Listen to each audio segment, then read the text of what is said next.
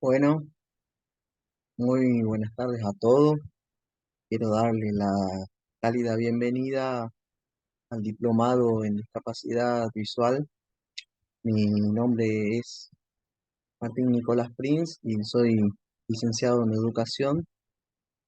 Y bueno, seré quien nos acompañará durante estos 2 meses de cursada vía asincrónica. Bien, vamos a adentrarnos a lo que es el módulo número 1, en donde vamos a abordar de qué trata la discapacidad visual, cuál es su anatomía, cuáles son sus causas o etiologías que la provocan, cómo se clasifican, la diferencia entre agudeza visual y campo visual, el diagnóstico, el tratamiento, la importancia de la participación de la familia o tutor de los padres, digo, de los estudiantes con discapacidad visual. Bien, vamos a comenzar acá compartiendo pantalla, en donde vamos a cómo a definir lo que sería la discapacidad visual, ¿no? Este, hay diversos conceptos, ya sea de la Organización Mundial de la Salud, o ya sea conceptos de algún marco teórico importante, donde se trata la discapacidad visual como una anomalía o dificultad que se presenta en el aparato visual de sus estructuras, que trae como consecuencia una visión menor de lo normal y que puede precisar a veces de ayuda para poder interactuar entre personas que tienen discapacidad visual y sus medios circundantes, ¿no? No deben emplearse, cabe destacar que no deben emplearse términos como déficit visual, visión subnormal, baja visión, limitaciones visuales, ceguera o ciego o débil de visual. No, lo que se debe emplear en estos casos o sería hacer hincapié en la persona, ya que digamos que los nuevos enfoques de la educación especial tratan de llamar a la persona por su nombre o más bien de decir persona con discapacidad visual. Bien,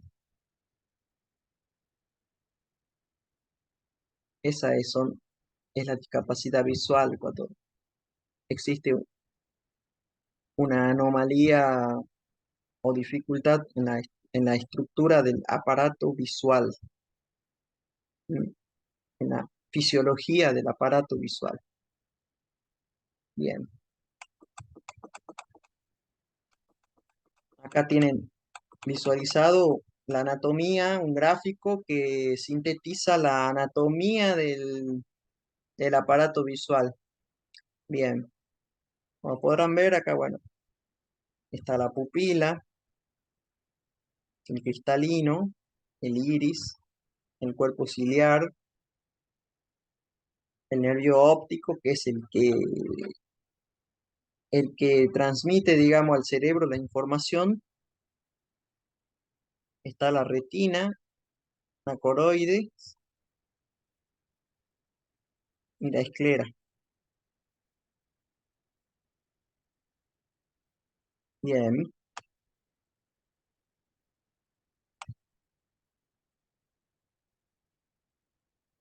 bueno, cada uno tiene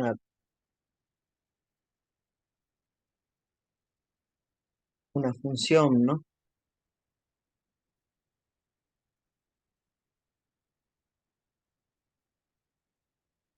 Bueno, con respecto a lo que causa la discapacidad visual, se pueden nombrar distintas causas, pueden ser de origen genético o más bien que se adquieren durante la vida, en el transcurso, que puede ser por un accidente, puede ser por una enfermedad, puede ser por una, digamos, por una automedicación, por ahí a veces. Este, bueno, hay diversos tipos. ¿Por qué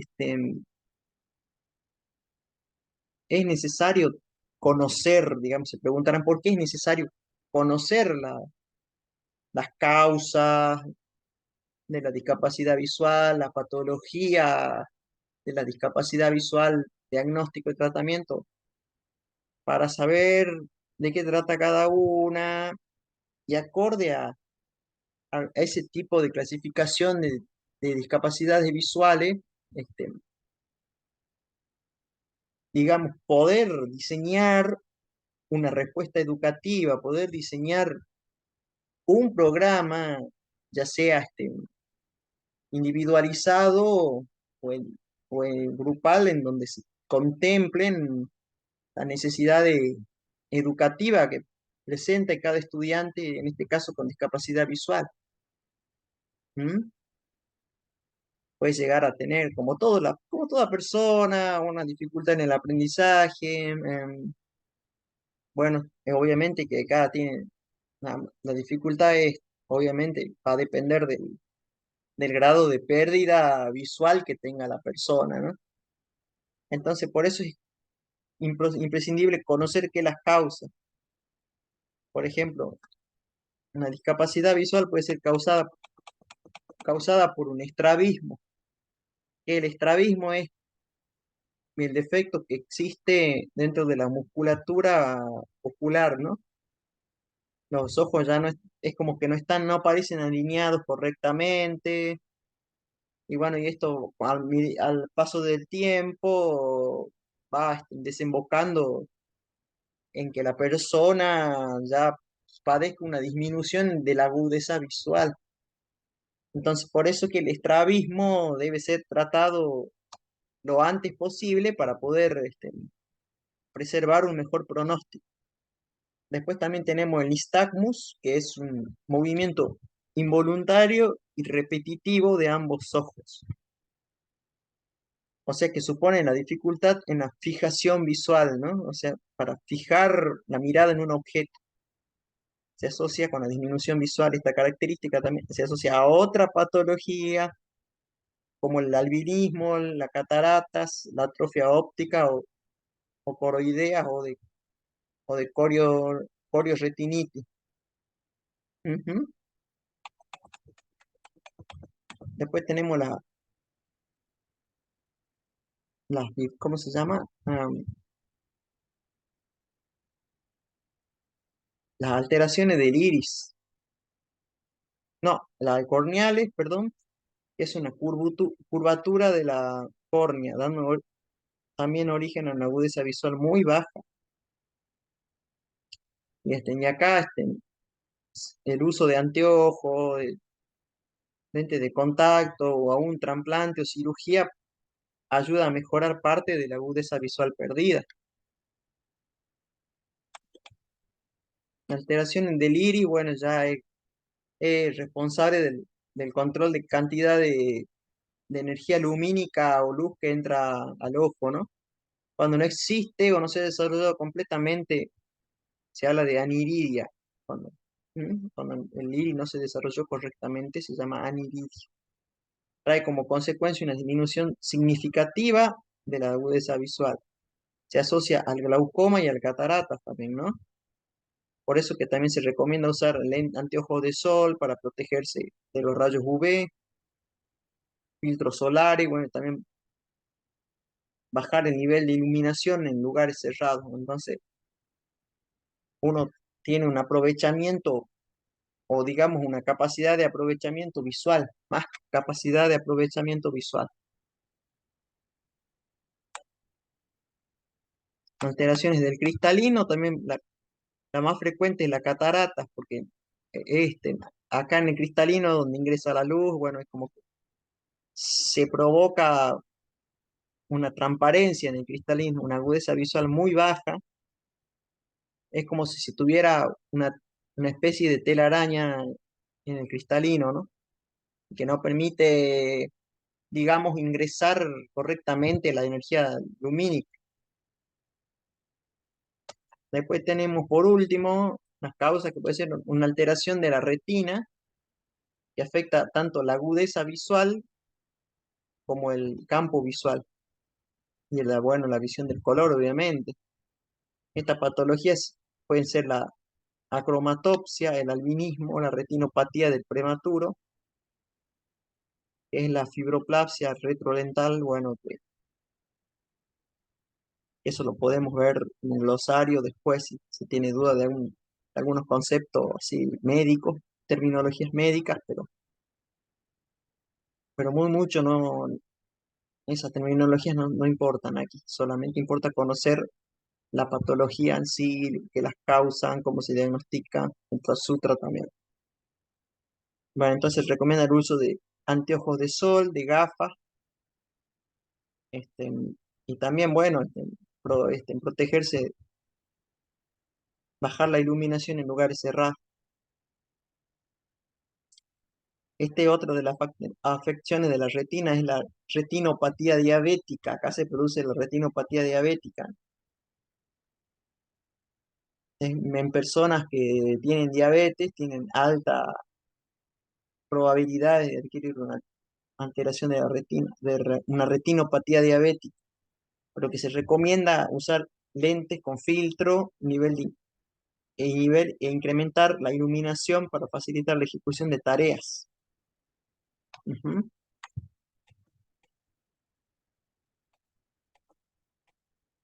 Me estaba olvidando de nombrarles, por último, lo que es la retinosis pigmentaria y el problema del campo visual.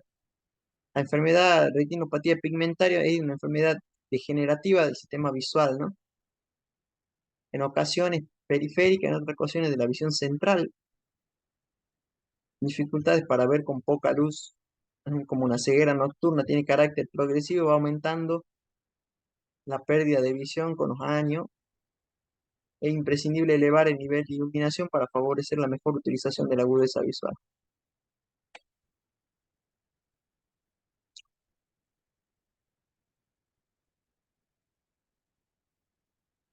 Bueno, acá tenemos en el campo visual alteraciones, es una porción, acá es el campo visual, digamos, la porción del espacio libre físico, en lo que el objeto puede ser visto como se mantiene la mirada fija en un punto, en un determinado punto.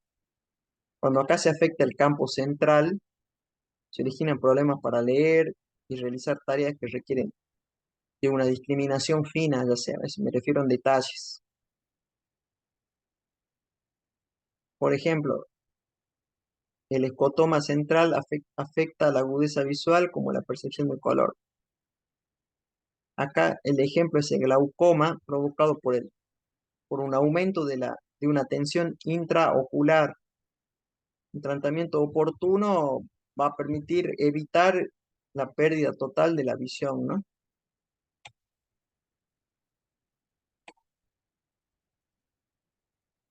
Bueno, acá tenemos es la clasificación de la discapacidad visual. Acá hablamos de personas con restos visuales,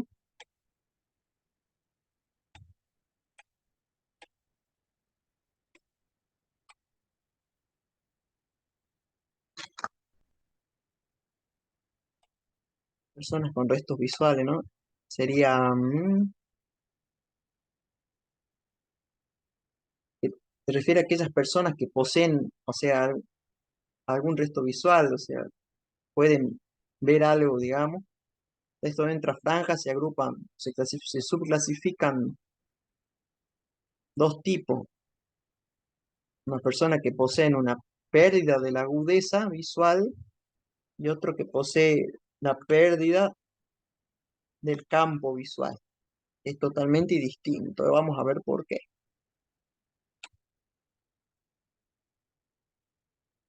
pérdida de la agudeza visual, cuya capacidad para identificar visualmente detalles se encuentra seriamente disminuida.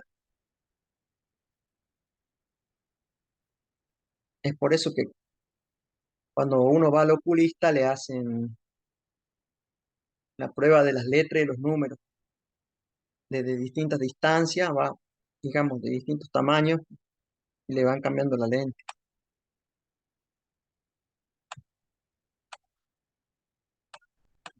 Después tenemos la pérdida del campo, que es una reducción severa del campo visual. Se pueden ver diferenciados dos grupos principales que son la pérdida de la visión central, que afecta a la parte central del campo visual, la pérdida de la visión periférica, que percibe solo una zona central. Después tenemos la última, la ceguera total, que se encuadran aquellas personas que no tienen resto visual o que no es funcional. No perciben la luz o si la perciben no pueden localizar su procedencia.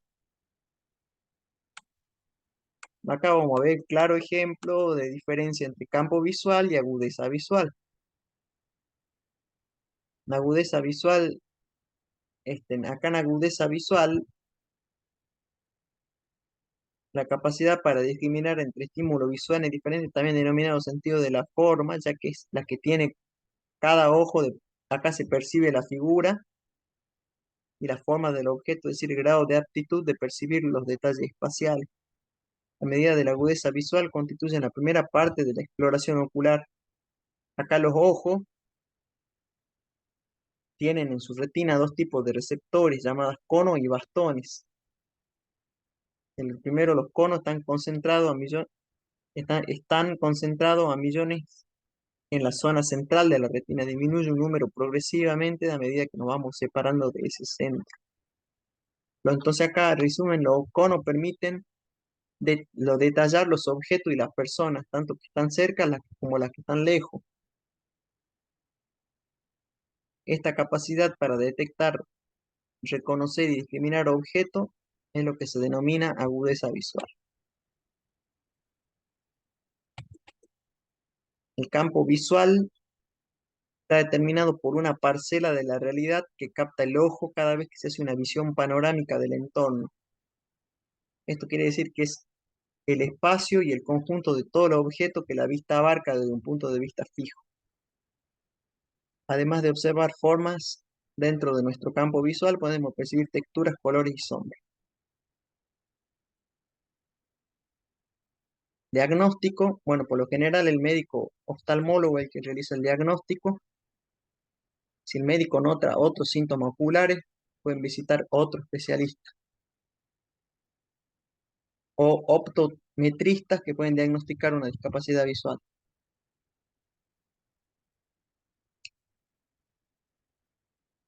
Los especialistas comienzan examinando la agudeza visual y el campo visual. La agudeza visual es que tan claramente alguien ve un objeto en nivel de agudeza con el que pueden ver todos los detalles. El campo visual es lo que se puede ver de ambos lados, arriba y abajo, cuando miran al frente y sin mover la cabeza.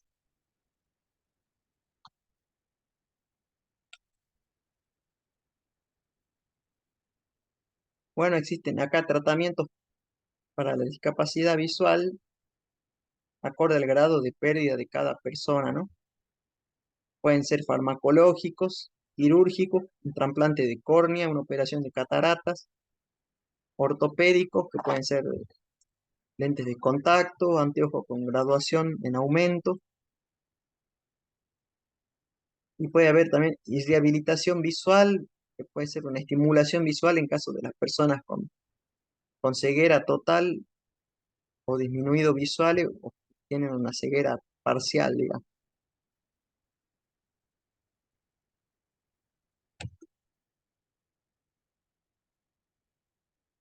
Bueno, acá la familia es un factor importante. Cuando la persona con discapacidad nace, suele ocasionar en la familia un desajuste emocional importante, ¿no? Y bueno, ese desajuste emocional en la necesidad de requerir una información acerca de la problemática que padece el niño y de la necesidad de poder recibir un apoyo médico y bueno, y también un apoyo educativo y social, ¿no? O sea, que sea aceptado por la sociedad.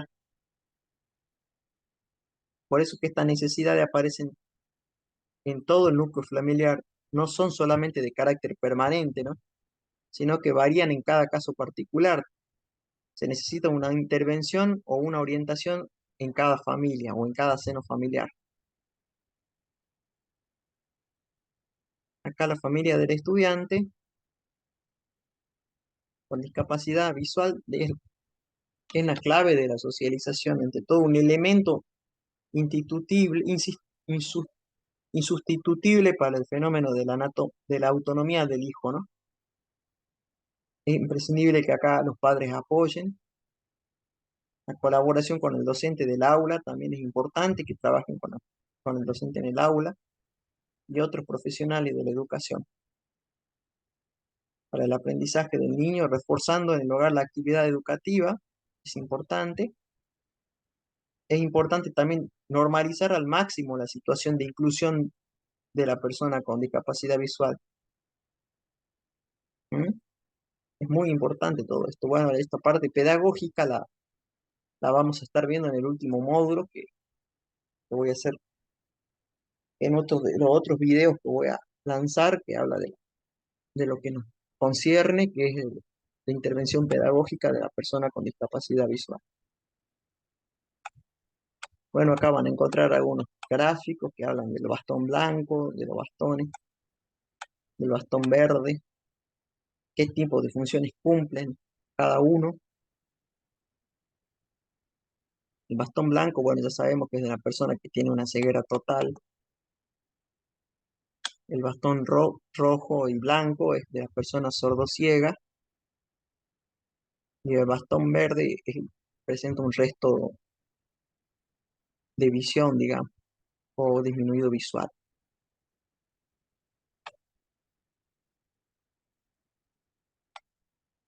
Bien, eso sería todo por el módulo número 1. Fue un placer compartir con ustedes el primer módulo. Nos estamos viendo próximamente en el segundo. Que tengan ustedes muy buenas tardes.